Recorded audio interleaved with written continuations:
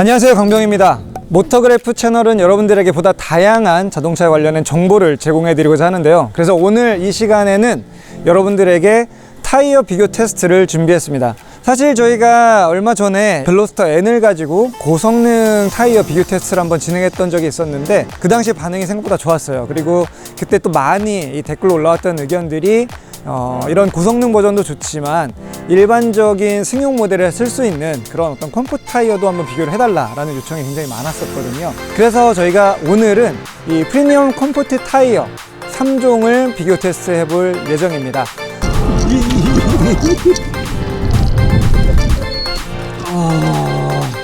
와 이렇게나 차이가 난다고?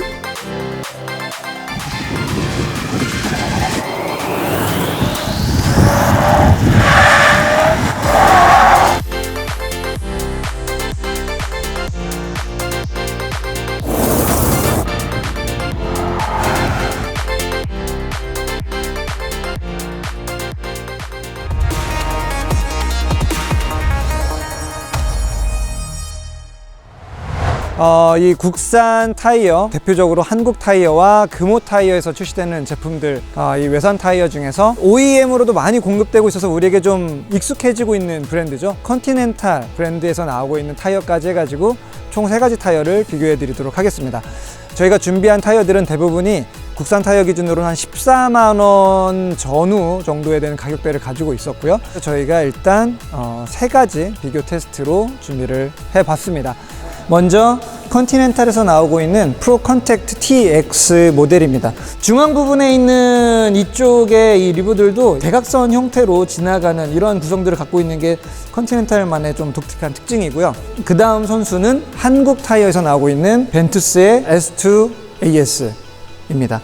굉장히 이 표면에 이런 무늬들이 간격이 좁게 마련되어 있지만 그 깊이나 이런 것들이 상대적으로 좀 얇아서 접촉면의 면적을 적극적으로 확보하기 위한 그런 트레드 패턴을 가지고 있는 것으로 보입니다. 금호 타이어에서 나오고 있는 마제스티 9입니다. 방금 본 한국 타이어랑 전체적인 어떤 이 케이스 느낌들은 굉장히 좀 비슷하기는 한데요. 안쪽에 있는 이쪽에 이 리브 하나는 저 컨티넨탈처럼 조금 복잡하게 모양을 만들어 놓은 완전히 90도로 꺾이는 이러한 형태의 사이프들을 좀 만들어 놓은 것들이 특징적이기는 합니다. 일단 오늘 테스트는 정숙성 부분, 그리고 계측기를 통한 어떤 정량 평가, 그리고 또 이제 운전자가 느끼는 느낌의 정성 평가들을 위주로 가져가도록 하겠습니다. 그리고 제동 거리, 마른 노면과 젖은 노면에서 각각의 얼마나 짧은 거리 안에 멈출 수 있는지 이러한 부분들을 평가를 하도록 하고요. 그리고 또 고속 주행 시의 어떤 느낌, 이런 부분들 위주로 테스트를 진행을 하겠습니다.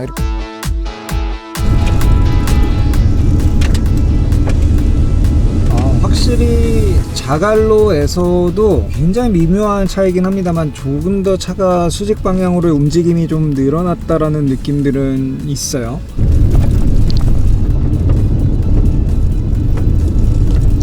네, 차이가 나네요.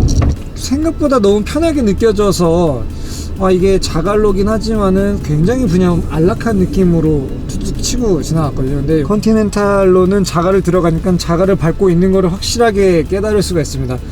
일단 거친 진동감에서는 가장 우수한 성적을 한국 타이어가 기록했습니다. 그리고 컨티넨탈, 금호 타이어 순으로 이어졌습니다. 잔진동감 부분은 살짝 순위가 뒤바뀌었는데요.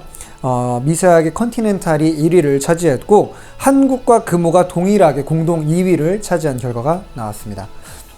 여기 나오고 있는 이 숫자는 사실 데시벨 단위를 가지고 있는 크기로 되어 있으니까요. 낮을수록 승차감이 좋다라고 이해를 하시면 될 것 같습니다.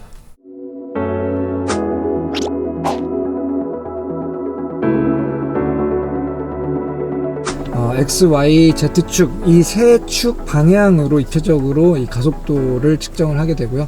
운전석 기준의 진동을 측정하기 위해서 계측기 센서 하나를 엉덩이 힙포인트 아래쪽에다가 장착을 하고 오늘 테스트를 진행할 예정입니다. 모베팝으로에서의 결과값은 거친 진동감과 잔 진동감 모두 다 3, 4 타이어들이 사실은 거의 유의미한 차이가 없을 정도로 동일한 값을 냈습니다. 근데 실제 이 계측 평가를 진행한 팀의 의견을 빌려보니까 그 당시 저희가 테스트 진행했던 벨지안로 자체가 워낙 거친 노면, 사람이 몸을 가누기가 어려울 정도로 큰 진동값이 들어와서 어떤 타이어가 오든지 간에 실질적으로 거의 최대값이 동일하게 발생하는 상황이 아니었을까라고 추측이 된다고 합니다. 그래서 모든 타이어들이 거의 컴마 단위 수준의 차이만 보일 뿐 유의미한 차이를 보이지 않았고, 여기서는 그래서 이 계측값보다는 드라이버가 느꼈던 이 감성적인 임프레션이 더 중요하게 작용이 되는 부분이라고 봐야지 올바를 것 같습니다.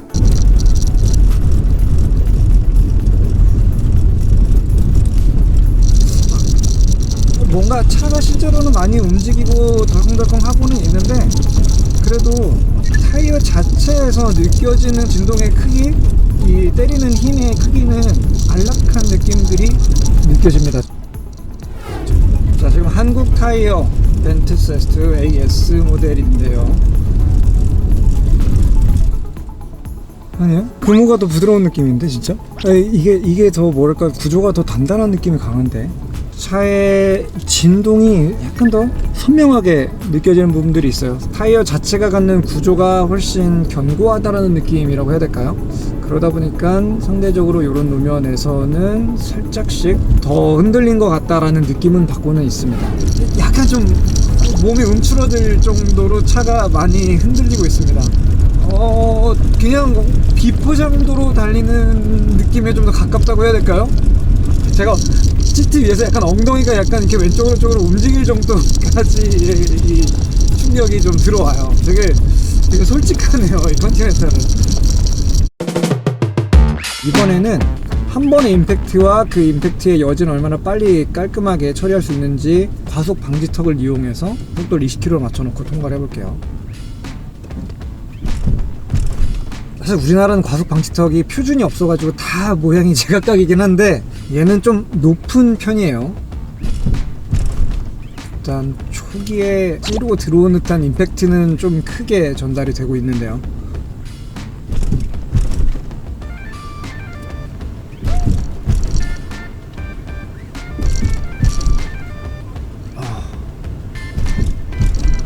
동일한 차종을 가지고 각각의 다른 컴파운드에 같은 사이즈의 타이어를 끼고 여기를 지나갈 때 약간 그런 느낌마저 듭니다. 어떠한 타이어는 이 차량의 하체와 궁합이 좀 잘 맞는 느낌을 주는 경우들이 있고, 상대적으로 좀 그렇지 않은 타이어가 있는 것 같기도 하고요.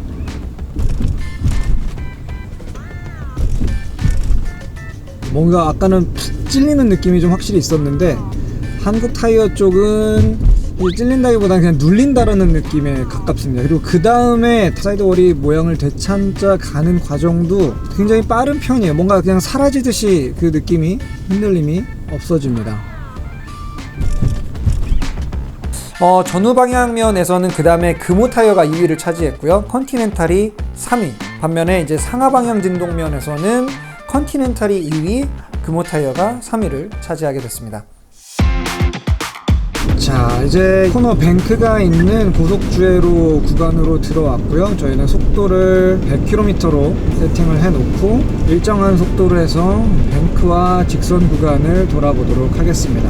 사실 이런 어떤 덜컹거리는 느낌보다는 약간 좀 이 사이드월의 굴심 운동을 통해서 되게 큰 어떤 움직임들은 최대한 필터로 걸러내고 쫀득쫀득한 영역 부분의 느낌을 남겨주는 그런 특성을 갖고 있습니다.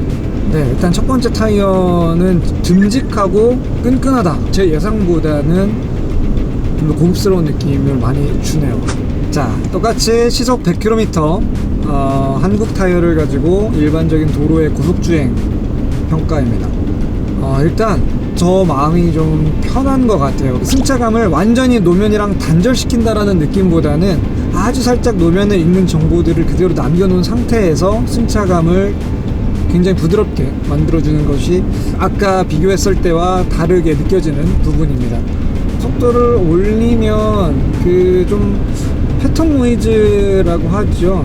약간 좀 웅웅거리는 소리를 들을 수는 있습니다. 그런데 일단 저희가 계측기 상으로 보이는 데시벨 자체는 그래도 훨씬 더 조용한 융합 수치를 보여주고 있어요.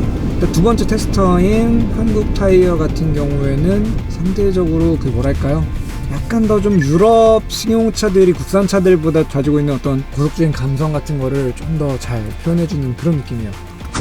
자, 이제 컨티넨탈로 고속주행으로 주행을 시작해 보겠습니다. 확실히 그 움직임 자체는 더 선명하게 느껴져요. 약간 유럽인들의 취향을 조금 더 반영을 한 것 같은 느낌이라고 해야 될까요? 전통적인 한국 시장의 소비자들이라고 한다면은 살짝 갸우뚱할 수도 있을 것 같은 그런 느낌입니다. 근데 확실히 이 프로 컨택트도 저 포장을 이제 나중에 덮어 씌워서 이렇게 약간의 단차가 있는 이런 면들을 타고 넘어갈 때 느낌은 꽤나 고급스럽습니다. 그런 어떤 높이가 실제 뭐 한 1mm, 2mm 정도 되는 높이라고 한다면은 반이나 그 반의 반 정도 되는 단차를 타고 넘어가는 것 같은 그러한 느낌이 들어요. 고속주행로의 타이어 회전은 저희가 1차 하모닉 구간, 2차 하모닉 구간으로 나누어서 평가를 했었는데, 여기에서도 일단 한국 타이어가 수치적으로는 가장 유리한 평가를 받게 됐습니다. 그리고 금호 타이어가 1차 하모닉 구간에서는 2위, 컨티넨탈이 3위였고요. 그리고 이 25.4Hz 영역대의 2차 하모닉 구간에서는 컨티넨탈이 2위, 그리고 금호 타이어가 3위. 그래서 이 평가 영역마다 2위, 3위는 서로 이렇게 좀 자리를 서로 바꾸는 그러한 양상을 띠게 되었습니다. 출발해도 됩니까? 네, 출발하셔도 됩니다.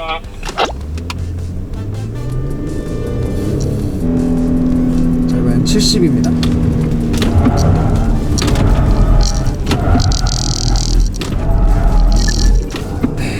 그냥 억지로 궤적을 만들어서 들어가기는 했지만 속도를 유지하는 것 자체는 굉장히 어려웠어요. 마지막에 두 개의 코는 일단 스로틀을 살짝 좀 주고 차의 균형을 잡을 시간을 벌어야지만 궤적을 이탈하지 않는 그러한 모습을 보여줬습니다. 75입니다.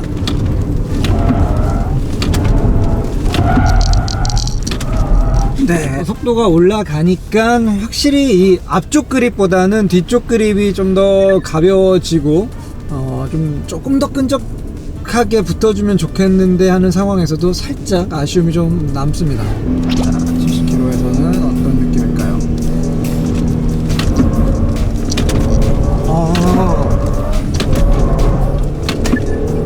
확실히 컨티는 바로 오버스티어 성향이 70km부터 강하게 나타났는데, 지금 한타 같은 경우에는 약간 언더와 오버가 좀 균형감 있게 나와서 차의 이 궤적 자체는 가고자 하는 라인을 향해서 잘 돌아가는 편이었고요.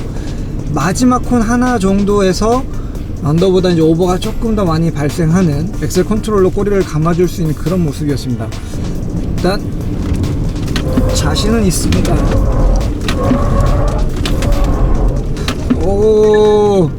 네, 일단 궤적의 제어권은 여전히 운전자에게 전달을 하고 있습니다. 재밌는 거는 오버만 나는 게 아니고 약간 언더와 오버가 같이 공존을 하면서 그게 서로 간의 어떤 밸런스를 좀 잘 맞춰주고 있는, 그래서 전체적인 그립보다는 컨트롤할 수 있는 영역 쪽에 조금 더 무게가 쏠려 있는 느낌입니다. 70km입니다.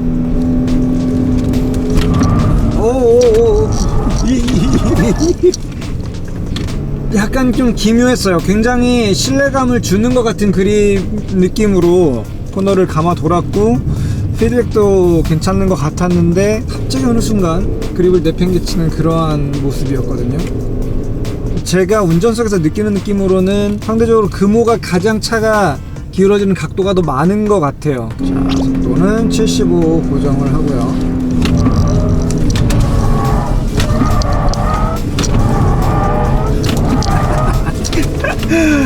일단 초반에 언더스티어를 극복해낸 후에는 어쩔 수 없는 이 뒤쪽에 그립 부족으로 인한 오버스티어가 많이 유도가 좀 됐습니다. 자, 시속 100km에서 제동 테스트 시작하겠습니다.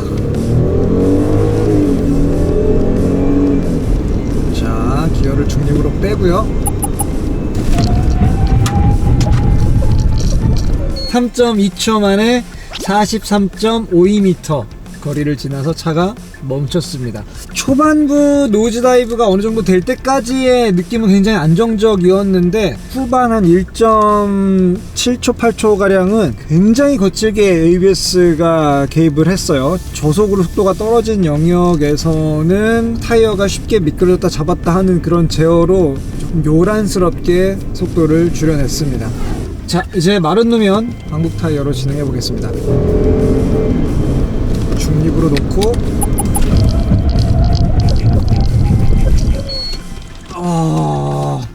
와 이렇게나 차이가 난다고? 자, 일단 ABS의 개입이 정말 거의 정지 직전까지 강하게 들어오질 않았어요. 그래서 거의 마지막 한 0. 몇 초 구간에만 그때만 ABS가 더럭 걸렸고 제동거리가 40.04m를 1차 시도에서 기록을 합니다.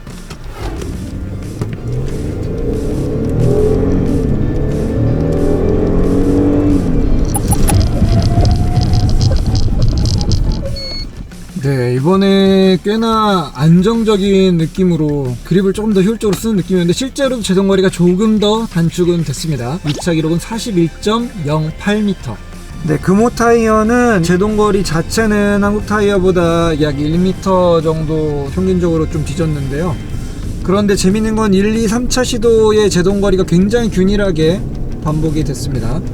지금부터는 조금 더 긴장을 해야 됩니다. 완전히 젖어있는 노면 위에서 시속 100km에서 정지할 때까지의 제동거리를 측정해 보겠습니다.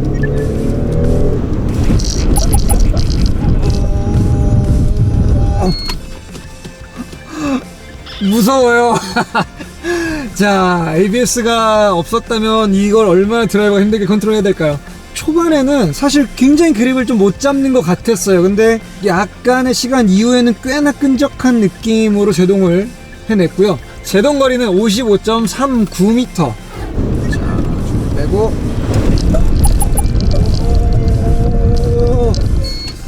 오, 자, 초반부에 젖은 노면에서 그립을 찾는데 약간 헤매는 모습을 보였는데 마찬가지로 중후반부에서는 굉장히 강한 이 브레이크 바이트감과 그립력을 같이 쓰면서 51.45m 기록을 했습니다.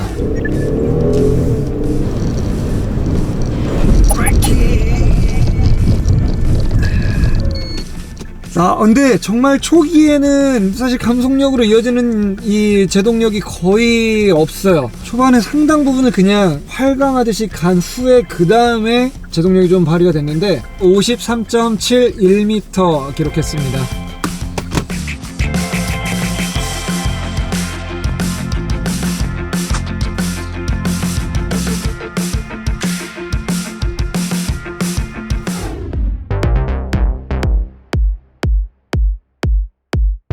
컨티넨탈 같은 경우에는 트레드가 정확하게 좀 딱 400이고요. 금호 타이어 같은 경우에는 560의 마모지수를 가지고 있고 한국 타이어가 가장 높은 600이라는 마모지수를 가지고 있습니다.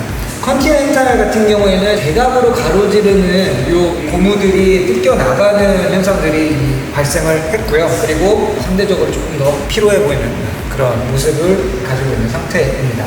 반면 한국과 금호 같은 경우에는 이 숄더 부분의 이 블록들이 굉장히 좀 큼지막하고 강선이 좀 튼튼해 보이는 구조거든요. 그런데 조금만 더 자세히 보니까 이 금호 타이어 같은 경우에는 이 바깥쪽 원심력을 좀 더 많이 받았던 블록 쪽은 이 어깨 부분들이 약간 그래서 표면이 좀 많이 거칠어져 있는 이런 느낌인데요. 한국 타이어 역시 센터 부분은 뭐 그대로 있지만 원심력을 받는 부분들은 고무들이 조금씩 밀리는 부분이 있었지만 뜯겨 나가거나 아직은 모양 자체가 삐뚤빼뚤해지는 그런 부분의 마모는 진행이 되지 않았습니다. 그래서 아마 이 두 번째 블럭에 있는 강성들도 지금 이렇게 비교해봤을 때는 약간 한국 타이어가 금호 타이어보다는 조금 더 유리한 가능성을 가지고 있지 않았나라는 생각이 들고요. 제가 일단 이 세 가지 타이어들을 비교해본 결과 이러한 사용자들이라면 이런 타이어를 좋아할 것 같다라는 느낌은 어느 정도 오는 것 같습니다. 먼저 컨티넨탈. 확실히 온로드에서의 어떤 소음 부분은 강점이 있었어요. 그런데 주행 질감면에서는 실제로 스포티하다는 게 아니라 실제보다 훨씬 스포티한 차를 운전하고 있는 것 같은 그러한 필링을 주는 특성들을 가지고 있습니다. 그래서 아마 이 독자분들 중에도 나는 좀 서스펜션 튜닝하고 약간 차는 좀 단단한 느낌을 갖는 차가 좋아 하는 그런 유저분들이라고 한다면은 생각외롭게 만족하면서 타실 수 있는 그러한 스펙을 가지고 있어요. 한국 타이어 같은 경우에는 이 타이어를 끼고 나면 뭔가 요즘 나오고 있는 최신 국산차 혹은 유럽 이 프리미엄의 세단들을 타는 것 같은 그런 느낌을 줍니다. 승차감 쪽으로 전부 다 완전히 치우친 게 아니라 여전히 차의 기본적인 성능, 기본기를 컨트롤할 수 있는 그러한 영역들을 잘 챙기고 있어요. 그래서 뭐 승차감이 한 7, 80% 그리고 차량의 컨트롤성도 한 20, 30% 정도의 웨이트를 좀 주고 있는 그런 느낌을 가지고 있고요. 금호 타이어 같은 경우에는 저걸 끼면 과거에 우리 정말 아주 푹신푹신하고 마냥 편안했던 느낌을 주는 국산 대형 세단을 타는 것 같은 그런 느낌이 줍니다. 그래서 정말 나는 말랑말랑한 게 최고야 하는 그런 유저층이라고 한다면은 이 금호 타이어도 꽤 만족하면서 쓰실 수 있지 않을까 싶습니다. 결국 선택은 소비자 여러분들의 몫일 것 같아요. 되게 재밌죠? 타이어만 바꿔도 똑같은 차인데 그 차의 성격이 꽤나 많이 달라질 수 있는 부분입니다. 자, 여러분들은 여러분들의 차를 어떤 성향의 자동차로 바꾸고 싶으신가요? 부디 오늘 이 컨텐츠가 타이어를 선택할 때 있어서 조금이라도 도움이 되었으면 하는 바람으로 제작을 해봤고요. 또 모토그래프에서 앞으로 더 많은 자동차 관련된 부품들에 대한 비교 테스트를 진행해서 보다 유용한 정보를 제공해 드리도록 하겠습니다. 저는 지금까지 강병이었고요. 다음 시간에 찾아뵙겠습니다. 감사합니다.